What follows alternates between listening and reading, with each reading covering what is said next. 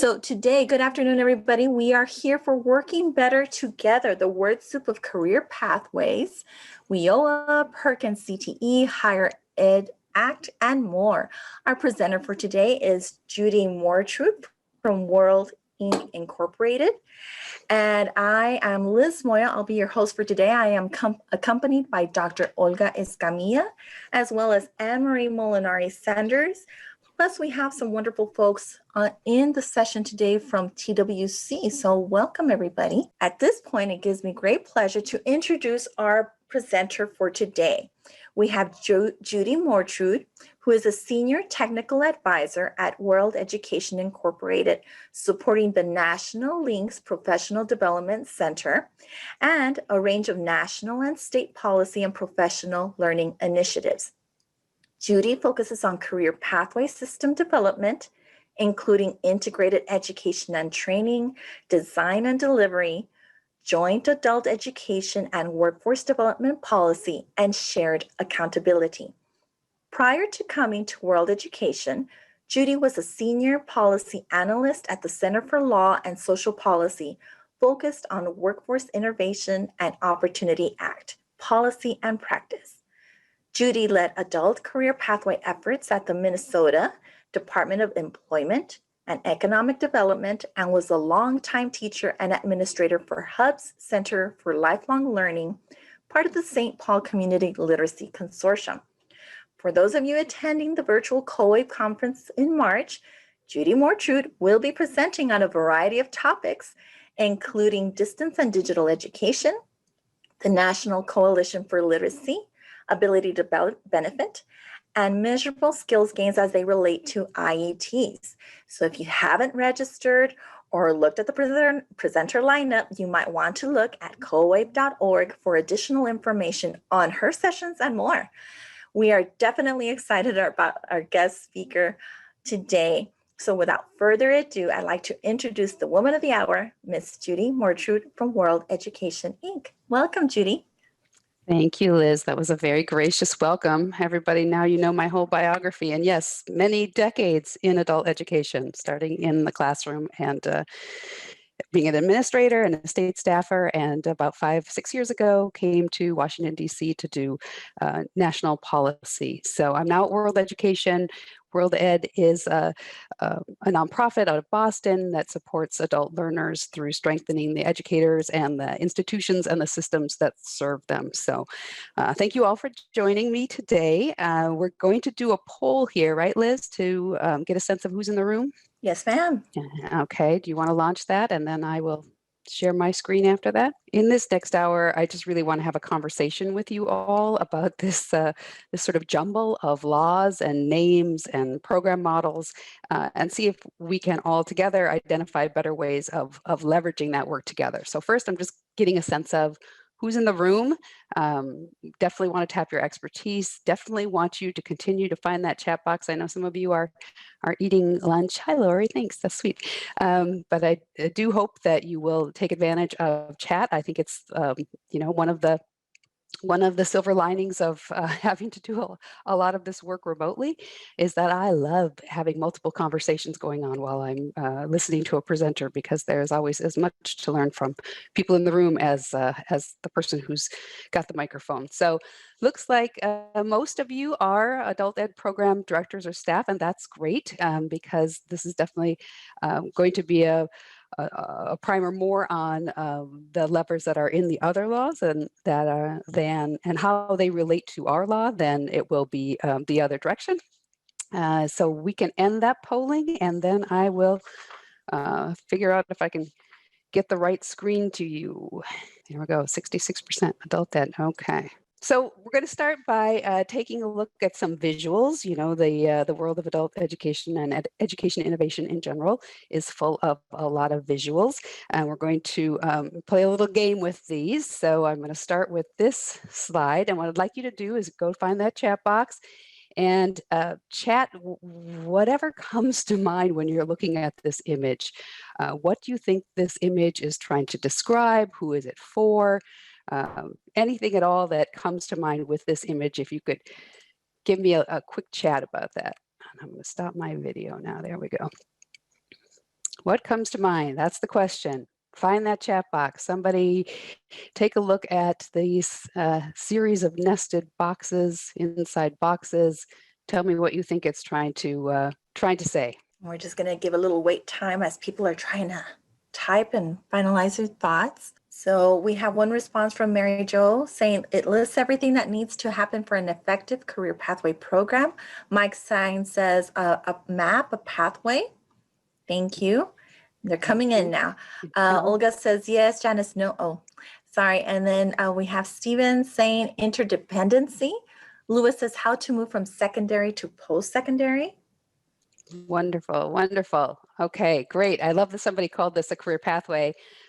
This is actually, there we go, a visual describing program study, rigorous program of study from the Perkins 4, the Perkins Career Technical Education, Perkins 4 legislation, where program of study was not defined in the law, but was a very big focus of Perkins 4 professional development and technical assistance.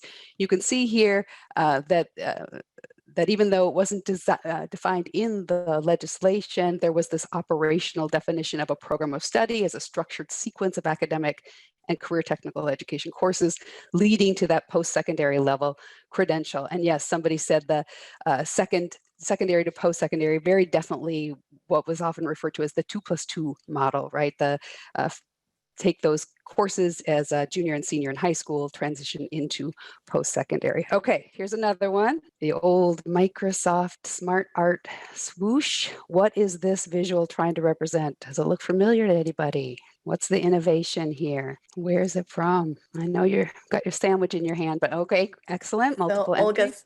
Yep. Oh, go ahead, Liz. Yeah, that's great. I love you narrating that. Janine says multiple entry exit points to echo what Olga was saying. And Christina says college pathway to career pathway. Who's it for, right? Those purple lines or those purple arrows up there, really trying to get across this idea of people coming in from all different places.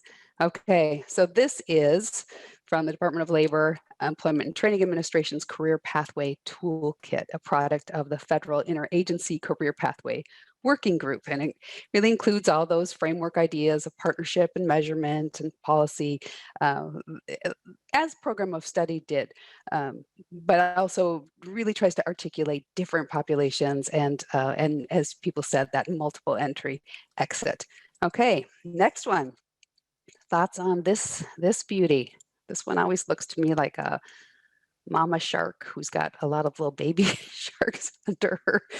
But what is this concept trying to illustrate? Who's it for? What's it about? How is it different from the other two that we looked at? I think the power in this one's really inside that yellow area. Okay, entry points based on skill level. Yeah, definitely with the jobs down below.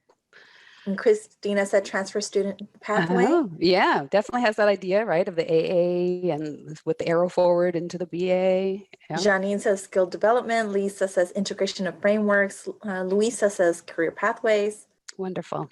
So there you go. This comes from 2013 to 2015 U.S. Department of Education initiative, which was called Advancing Career Technical Education in State and Local Career Pathway Systems. And it was really the U.S. Department of Ed Office of Career, Technical, and Adult Education, OCTAE's attempt to bring the two halves of itself together into one comprehensive vision, right? And as I said, that middle arrow that talks about acceleration through dual enrollment, something that we've gotten very comfortable with for our high school students, but also integrated instruction, right? This idea that that the more common way into post-secondary CTE is not directly 2+2, is not directly from high school, because the average age of a career tech ed student in a community college is somewhere between 25 and 30 years old. So there are other ways we need to bring these two halves together. And I said the dates for this one because right in the middle of this initiative,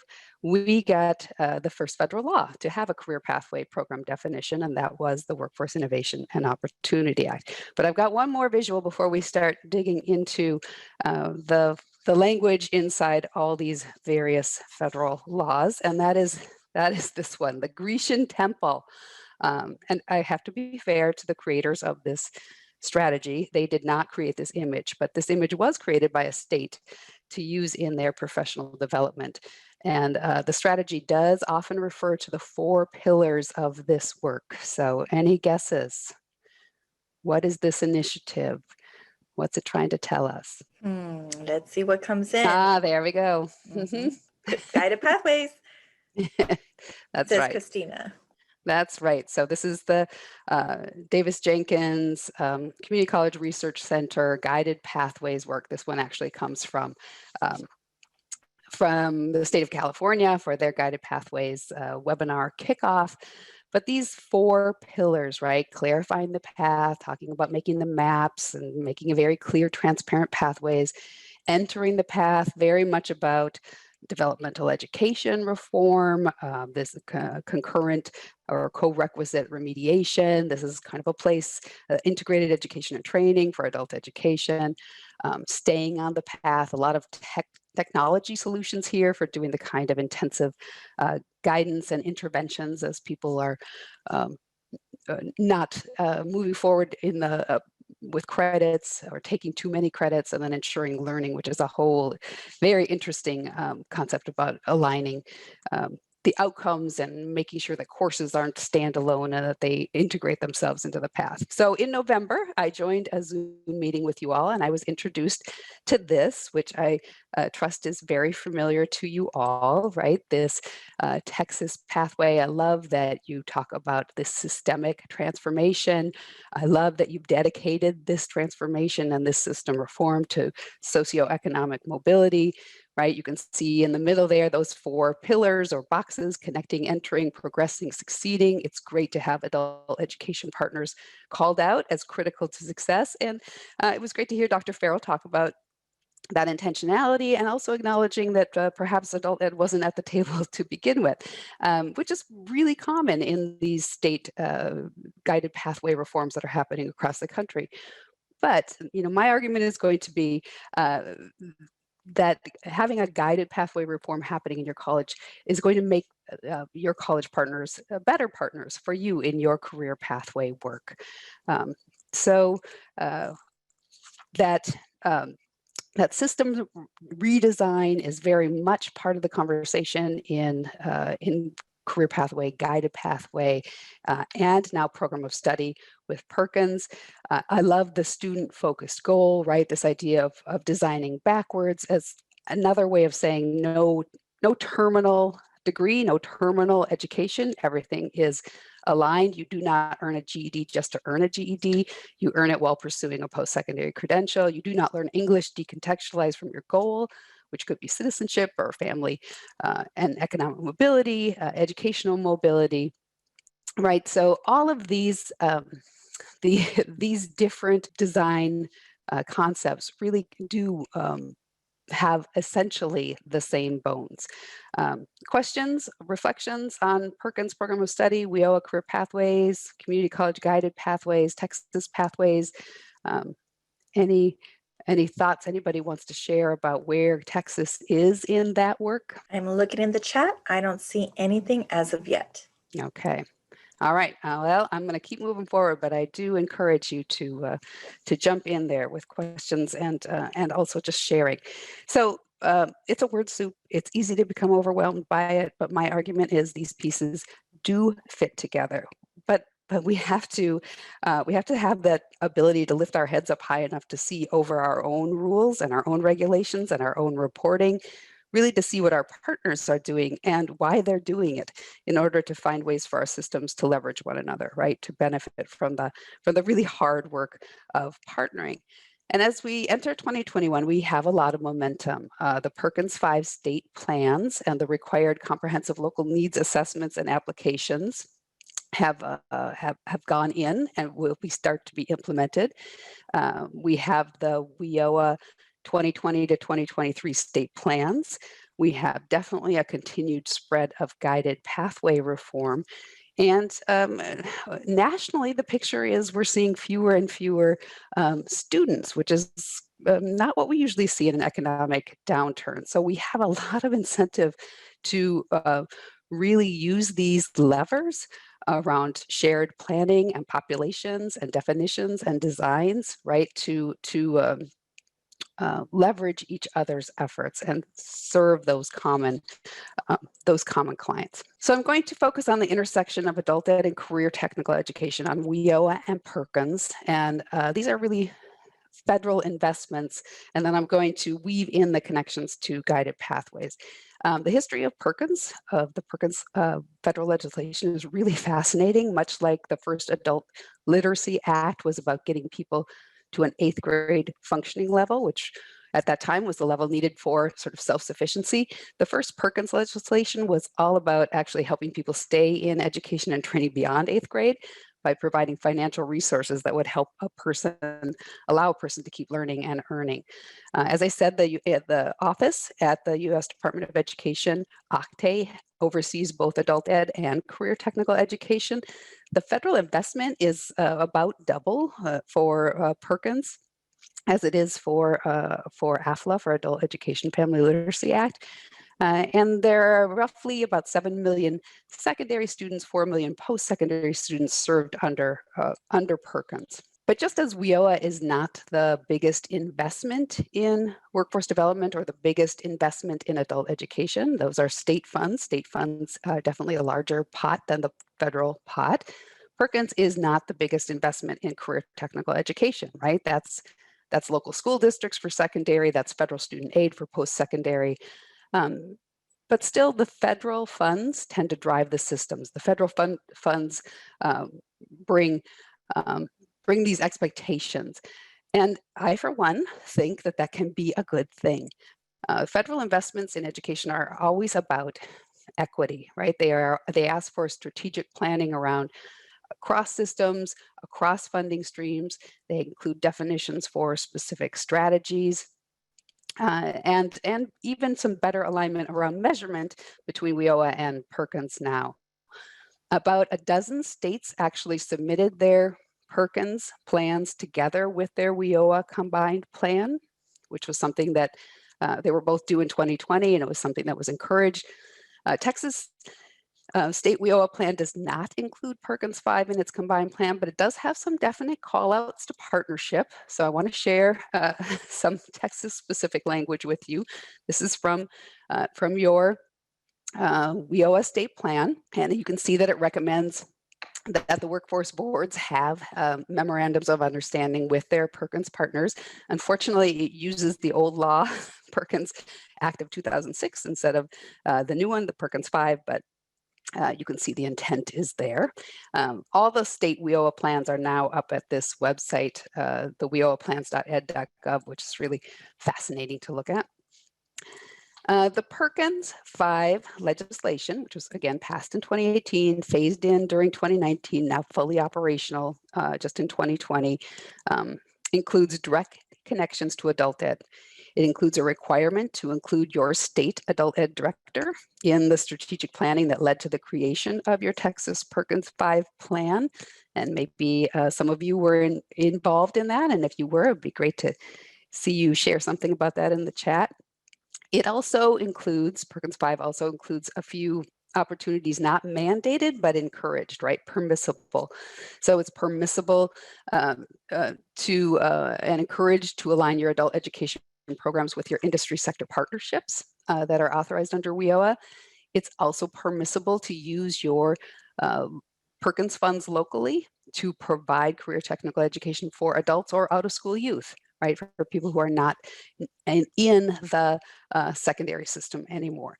Both to complete a high school credential and to upgrade technical skills. So it's important to know that that we definitely have a shared population and a shared mission there. Another, this is a must, a requirement.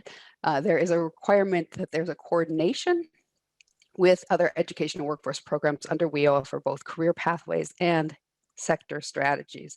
So the question that I have about Texas, maybe if somebody on the line today knows, how do the CTE advisory boards interact with WIOA sector partnerships in Texas? Does anyone have some sort of shared understanding there. I mean, it's one thing to, of course, write in legislation that coordination is required. It's another thing to see what exactly that means. I can tell you in the state of Colorado, the Colorado CTE office has issued state guidance which allows the WIOA sector partnership to be the advisory board for the CTE program. So you don't need to have a second advisory board structure.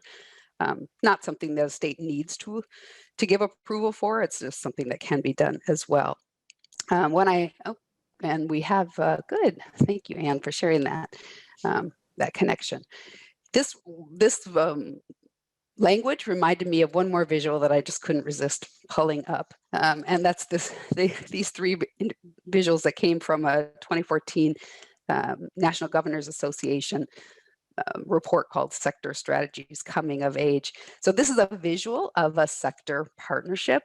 And my question to you would be, how is this different from a CTE advisory committee?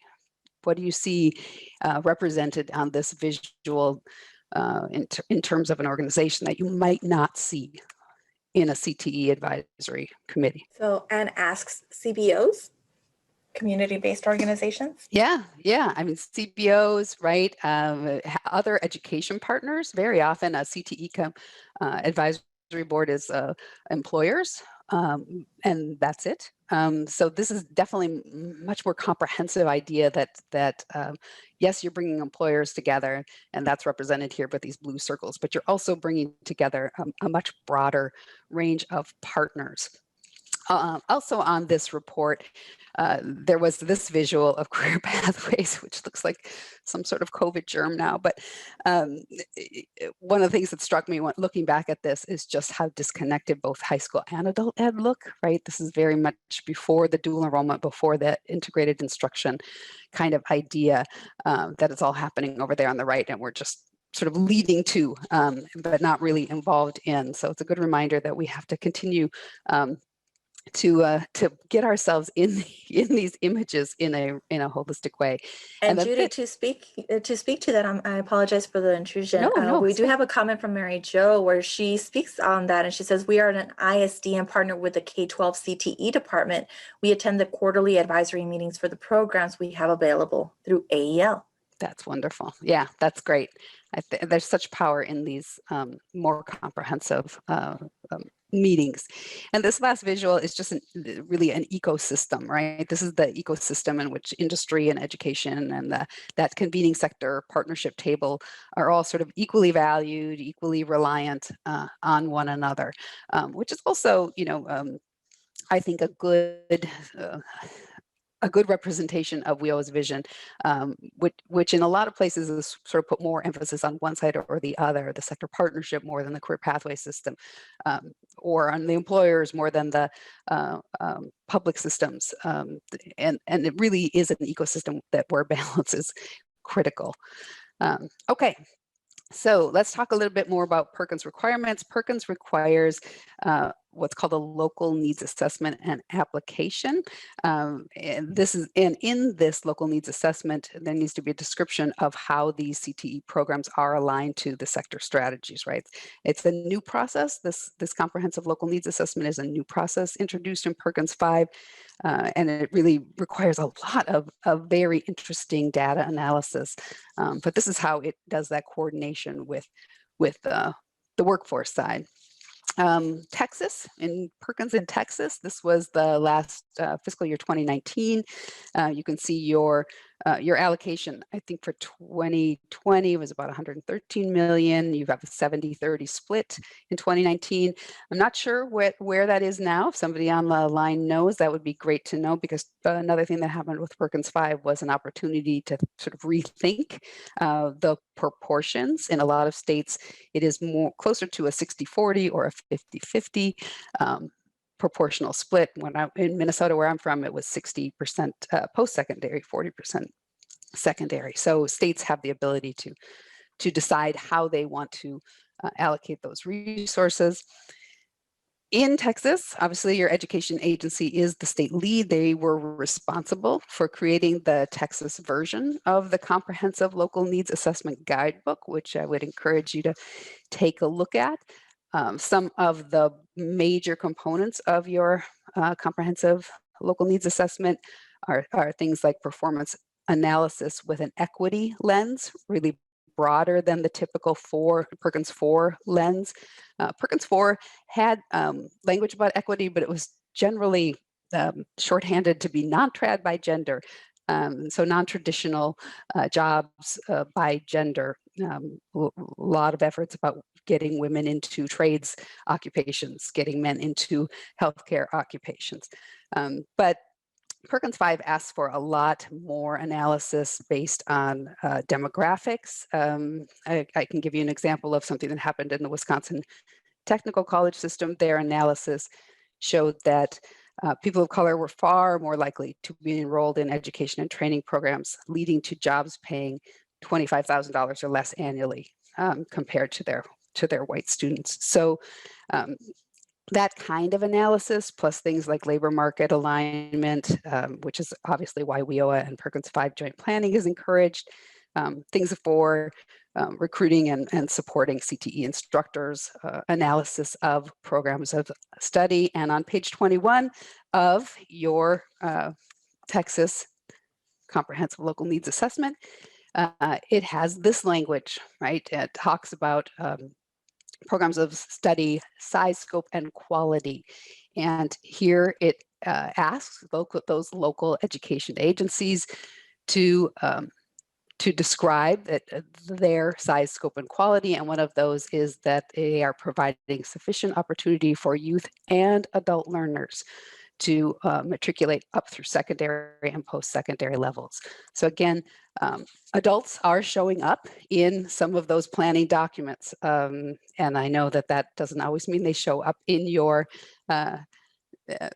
local partnerships, but at least you know that there is intent there at your state agency, and you can leverage that.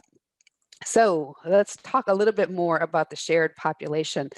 Anybody, when you think about Perkins special populations, what comes to mind? Have you heard this term, special populations, in adult education? We have a good array of participants in our webinar today. So Michelle says men in nursing. Yep, non-trad by gender for sure. Non-traditional jobs for English language learners. Yep, definitely. And even more called out, yes, women in non-traditional jobs. Perkins 4 was definitely all about women in non-traditional trades for a lot of states. So this is one of those things, working from DC, working at CLAS, we spent a lot of time advocating for this special populations definition to expand. So here is what's called the red line. You can see the change from Perkins 4 to Perkins 5. I ask you to really look specifically at item B, what used to be called just individuals from economically disadvantaged families, now specifically says low-income youth and adults. E, out of workforce individuals. F, and as you said, English learners. So just trying to articulate this shared population in order to let us do more shared work together. I will say that Texas's comprehensive local needs assessment doesn't include that in B, that last part in red, but it's there, and it's good for you to remind. It's good for you to remind your partners, your local partners, that is in the federal legislation. So why is it important that special populations, well, in Perkins' world, special populations allow a set aside of funds for recruiting those special populations into CTE as part of state leadership. You need to include those special populations in the development and content of the state plans, include them in the local needs application, needs assessment, requires their consultation. And so there are actually funds set aside for engaging, recruiting, serving special populations under Perkins. I'd also point out this is one of the performance forms for Perkins reporting.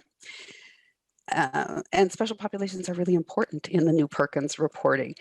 They need to now disaggregate data. So you can see down there on the left-hand side, not only race, ethnicity, and gender, but also these special population categories are going to be matched up against all of the career clusters. So here's another term of art for us, the career clusters. Sometimes in guided pathways, we're not calling these meta majors, right?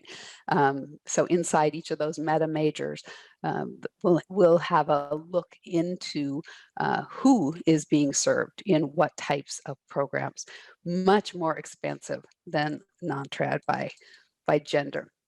Also important for special populations is that Perkins, again, this is another red line, says that under career guidance and academic counseling, we have Part C. Let me blow Part C up for you. It says this, we may provide assistance for special populations with respect to direct support services, right, that enable people to persist in and complete, very much connected to the guided pathways idea of staying in the pathway.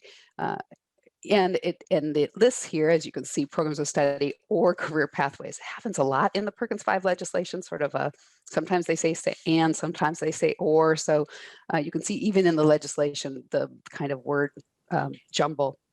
But it's really important to know that those direct supports that help people persist in and complete the career technical education program of study, the career pathway, are an allowable expense with Perkins funds.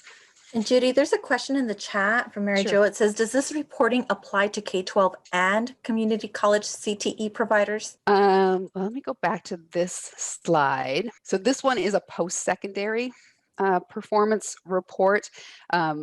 I believe that so this is 1B, and I'm going to show the metrics for secondary and post-secondary, but yes, I believe we have that same career cluster map to the secondary metrics as well.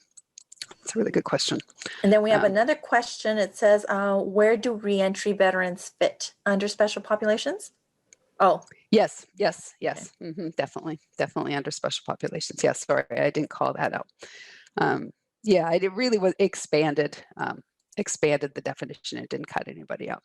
Okay, so those are the support services. And I'll say just a couple more things about CTE and equity. There is the Perkins 5 legislation really did try to hit on equity in services, equity in outcomes, the disaggregated reporting.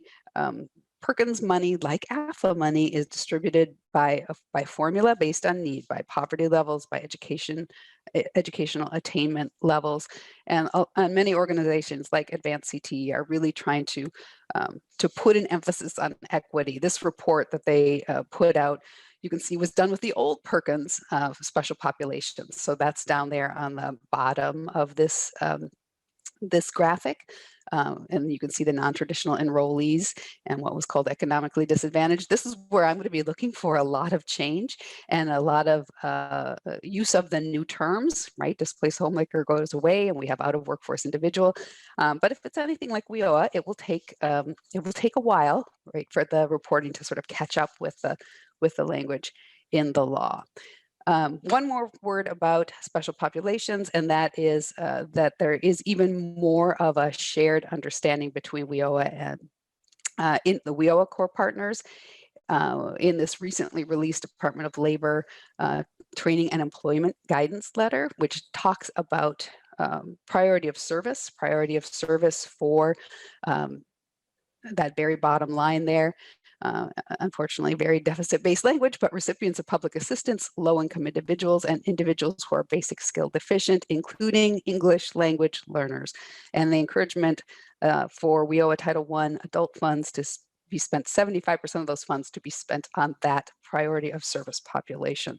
So a lot of room for co-enrollment, a lot of room for dual enrollment. So now we're going to get to program design. And again, career pathways and programs of study kind of jumbled up in the law. What is the relationship between the two? So here are the definitions. You can see, right, it's got to pay attention to the needs of industry. It's got to have academic standards and prepare people academically. Part D over there in career pathway is really the IET definition, right? It has adult education with workforce preparation, with workforce training, program of study also about academic and technical skills. It's organized for acceleration. Program of study talks about progressing in specificity. It has those entry and exit points. It ends with a recognized post-secondary credential. So the two definitions now both exist in federal law, and there's a lot of alignment. This is the definition of Perkins Program of Study, just on a separate slide. Some of these slides are really just for you to have for future reference. Some of the language is different, academic and technical versus education and training, or employability skills instead of workforce preparation. But being able to map them to each other and to see the similarities and yes, the differences. Certainly there are differences. One of the big differences that I see with Perkins funding is just the way the funds themselves are used, right? They're not necessarily used for the cost of direct instruction like AFLA funds, but that can be a really good thing because Perkins funds can pay for professional development and innovation and equipment and other really valuable add-ons when you leverage the work together.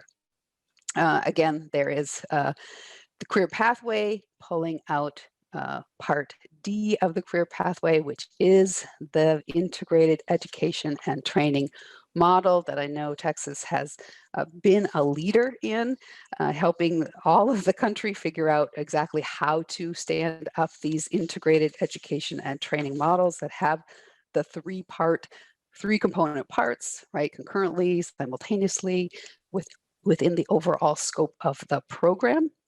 I think it's really important for you to help make the connection between IET and career pathway and program of study when you're having these conversations with your CTE and workforce partners.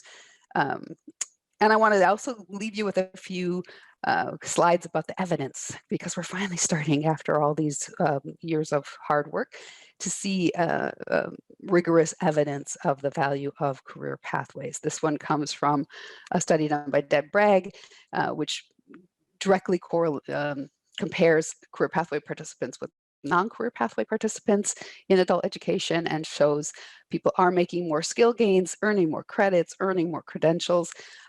And what I think is really positive is these last two, that we're seeing these positive employment and earnings outcomes extend both to people with multiple barriers, and we're seeing them accumulate 2 or more years beyond program completion. So we're making really lasting change in people's lives. There is a new study that was just released this fall from the U.S. Department of Education's Institute for Education Sciences. So this is always the gold standard research, What Works Clearinghouse. They released this report on IBEST, really showing, again, another form of integrated education and training, showing the positive effects for achieving those industry credentials or certificates or license, potentially positive effects for employment and earnings. IES is going to follow this up by releasing a practice guide, and that's going to be the name of it, Designing and Delivering Career Pathways at Community Colleges. Should be coming out this month. That will include or use practitioners as the primary audience. These slides came from a panel that was put together for a conference this fall, and it's great to see, them calling out career pathway, calling out WIOA. I would have really preferred if they had put adult education on this list of practitioners, but they didn't. But that's just, again, a good reminder to us that we have to keep reading ourselves into these lists and getting ourselves to the table so we are included in those lists. Post-secondary credential. I want to flag for you that Perkins 5 and WIOA both have the same recognized post-secondary credential meaning. In fact, Perkins 5 just flags, go look at WIOA if you want to know what a recognized post-secondary credential is. And we have a new guidance letter that came out in 2019, which really articulates very well, both the credentials that you come from an institution and other kinds of credentialing, like industry recognized credentials and apprenticeships. Here is another Perkins reporting form, and you can see that this is the earned or recognized post-secondary credential. So again, that is going to be mapped to race, ethnicity, to those definitions of special populations, and to the career clusters. Again, really important for us to start being able to see who's getting what in our education systems. This is the full list of Perkins, both secondary and post-secondary level. They are different across the two systems, so it's important to look at those. This is post-secondary, and as I said, it's if you look closely, it sort of maps to WIOA. It's important to see post-secondary placement is being used as a shorthand for something that is much larger than post-secondary placement, because if you read the definition, it is also being placed or retained in employment. But you can see that recognized post-secondary credential, and you can see it down at the very bottom, 3P1 did survive, non-traditional program concentrator is still there. But it's broader than that. So this is the kind of thing I love you to have in your back pocket if you enter discussions where people are talking about the goal of Perkins 5 is non-trad by gender. You can say yes, and pull out these other metrics. Perkins accountability is different from WIOA accountability in that there are no negotiated targets with the federal agency. The states set them themselves, and then the states are able to have those discussions with locals.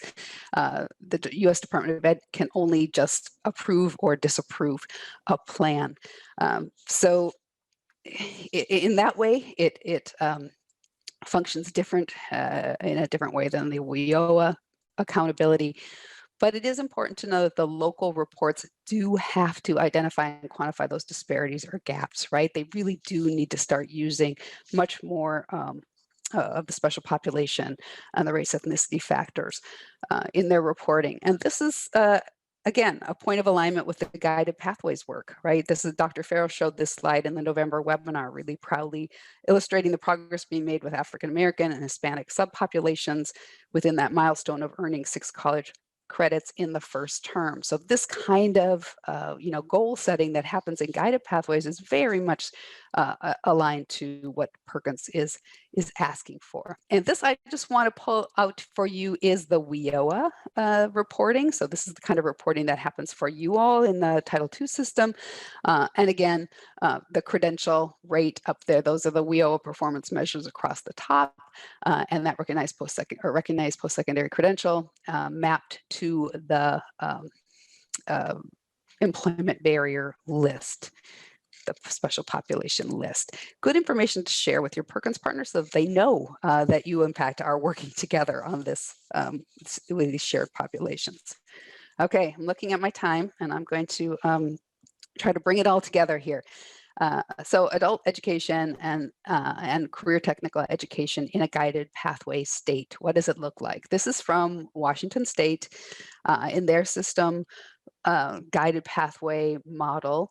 The basic skills pathway, the adult education pathway, is really seen as the foundation of the system level. The basic and transitional studies are all in service to contextualized instruction to a meta major, right? This idea of meta majors or career clusters. Here we go. The meta major idea is happening across the country. Again, it's not really defined anywhere in federal law, but it is very much in service to this helping people onto a pathway, right? Building clear pathways.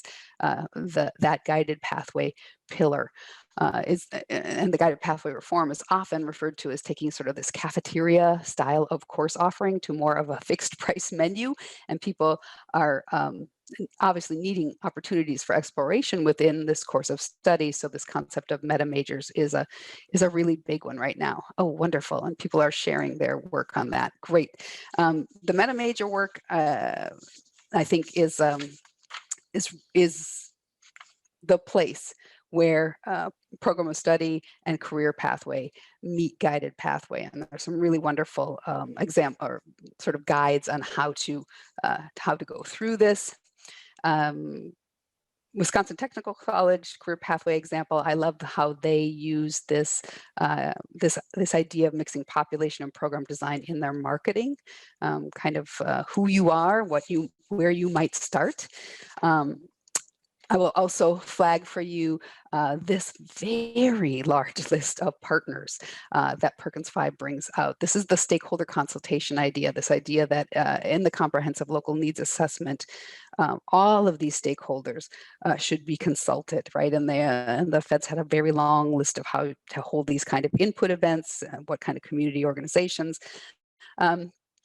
You know, if this happened in your local area, I think that's a really important thing to share with your colleagues. If it didn't happen in your local area, you've got 18 months to get ready for the next plan update and make sure that it does, and that you are seeing your shared population in that comprehensive local needs assessment.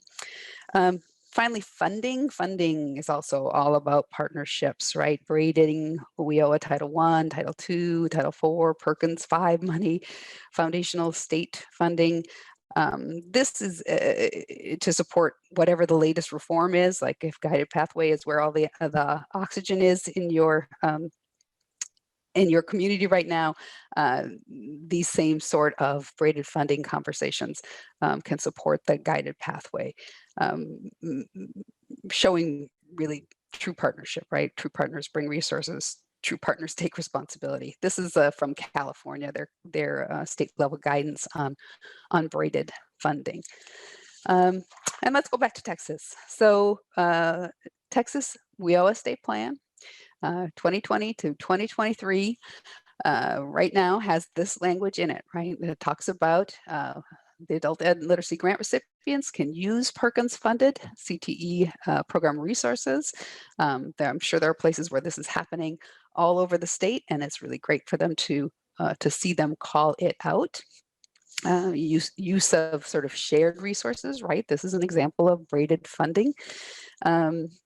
Also, I want to share that the WIOA plan has a call out to the ability to benefit provision of the Higher Education Act. We really haven't talked about the Higher Education Act much, but the Higher Education Act has the career pathway definition that is in WIOA, that is in Perkins, is also in the Higher Education Act explicitly to help people without a high school credential access federal student aid through ability to benefit. So if anybody went to this convening and wants to share anything with the colleagues about it and through the chat, that would be wonderful. Again, I will show you a couple of slides that if you are currently in advocacy conversations, trying to help your partners, post-secondary partners especially, think about turning on more ability to benefit in your integrated education and training career pathway programs. These are some of the slides that Washington State has used. They have really approached this as an equity strategy. They have talked about this as the funding solution, right? The way to scale up integrated education and training, the way to help people get on a path, stay on a path, and succeed. So very aligned to their guided pathway work. I'll flag for you, if you were not able to attend, COABE had a symposium on ability to benefit. 2 of your colleges presented. So you've got the expertise right there in your network to hear about how colleges are putting this together. There are states creating state-defined processes, but essentially the use of ability to benefit is really at an institutional level. So this is something you can be putting together with those partners now to support. And amazingly, there's been a lot of momentum in ability to benefit, and we just got a new list of ATB approved tests. So this is for the one of the ATB alternatives, one of the ways for an individual to show their ability to benefit is to pass an exam. And this has usually been the Accuplacer, and the Accuplacer was updated. But the Texas Success Initiative test showed up on here, which is wonderful. Though I believe Anna's told me that that colleges are now using the next 2.0. So it's great coordination or great almost coordination, but good information for you to have if the test alternative is the way that you are bringing ability to benefit into play for your students.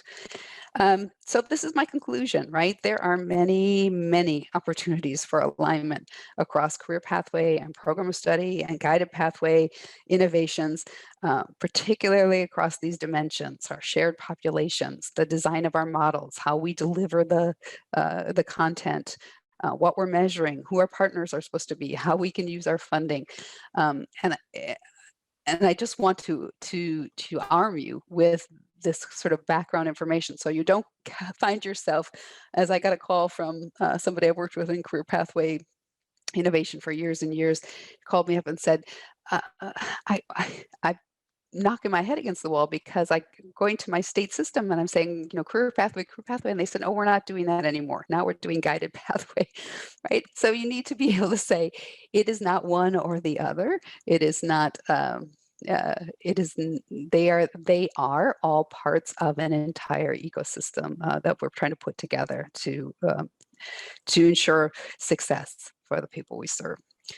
So I'll leave you with this Better Together Guided Career and Guided Pathways, which was really, this paper was really kind of the start of this presentation and has even more background. So that didn't leave us very much time, Liz. I'm sorry about that. But if there are questions that people have outside of this hour we have together, people can always find me at this email. Well, here it goes. I love that curtain drawing. Well, we still have time. We still have time to take some of the comments and questions. And I just do want to go back a little bit to when you were talking about special populations, and Anne was talking about what we were doing as a state. And so I'm going back, and she said, in Texas, we do have state-funded initiatives that address foster youth, veterans, women in non-traditional occupations. And then Anthony mentioned in the Far West Adult Education Consortium, we have worked with our districts. Mary Jo echoed our partnering with K-12 CTE has allowed leverage in equipment and PD for workforce training staff. AEL does not spend funding on these items. And then Anthony came back and said, CTE programs for 5 years now, contracting the K-12 teachers receiving in-kind contribution through use of established facilities. That's great. That's great. And then I'm going back, and I know Anne had made some comments about a shared approach to funding IETs. And then there was a question about the TSIA 2.0, which Susan Morales, thank you for being here today. She also echoed. And then Anne also asked, we would like an Octave alternative for the TSIA as an approved NRS assessment. I believe that's under review also, she asks. That would be very powerful. One of the things that we've been advocating for is to get some of the NRS approved tests like the TABE or the CASAS, or you all have your homegrown version onto that ability to benefit test list, right? Exactly. So we can stop over testing people and start leveraging some of the assessments we're already using in the systems. It's a great strategy. And Dr. Morales Valle also says that TSI results are valid up to 5 years from date of testing, so results can be used for ability to benefit purposes.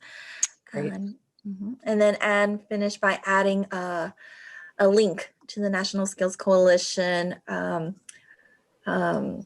collaborations, benefit workers, and businesses PDF. So thank you for that, Anne. And I do not see any other questions, but perhaps they're typing away. If you'd like to unmute and ask a question, that is also possible, because I know that we don't have a lot of time. And Judy, that is just a wonderful presentation, lots of information, trying to digest it all. Yes, I always a bit of a fire hose, but I figure, for me, it's having this information somewhere in the back of your mind and then being able to come find it when you need it is what I think is important. Absolutely. I think the start of this with all the different visuals of the different types of systems for guided pathways, career pathways, the 4 pillars, it does give us that centralized focus that we're speaking about the same topic, just in different terms, and we need to ensure that we are all using the same. We're recognizing that word soup, right? Yep. We're recognizing we're all in that. We're all in that soup together. Judy, thank you so much for presenting today. And so thank you so much for joining. We hope everybody has a fantastic and wonderful Monday. Thank you, Judy.